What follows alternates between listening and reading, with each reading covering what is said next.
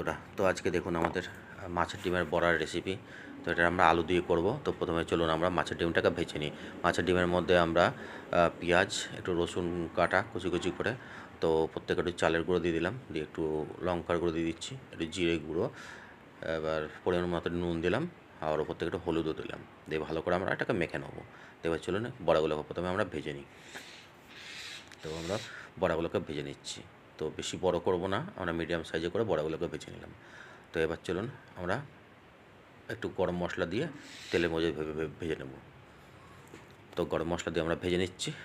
তো এরপরে ওই তেলের মধ্যে আমরা আলুগুলোকে দিয়ে দিলাম, দিয়ে উপর থেকে একটু মানে আমাদের আদা বাটা আর পেঁয়াজ বাটাটা দিয়ে ভালো মতো কষিয়ে আমরা হলুদ গুঁড়ো, লঙ্কা গুঁড়ো, একটু জিরে গুঁড়ো, আর পরিমাণ মতো একটা নুন দিয়ে, একটু ধনে গুঁড়ো দিয়ে ভালো মতো কষিয়ে আমরা ওপর থেকে একটা সস দেবো, দিয়ে আর একটুখানি কষিয়ে আমরা একটু কাশ্মীরি লঙ্কা গুঁড়ো, একটু আমাদের গরম মশলা গুঁড়ো ভালো মতো দিয়ে কষিয়ে একটু জল দিয়ে ওপর থেকে বড়াগুলো দিয়ে দিলাম, দিয়ে খানিকক্ষণ রেখে আবার একটুখানি গরম মশলা গুঁড়ো দিয়ে আমরা নামিয়ে নেবো।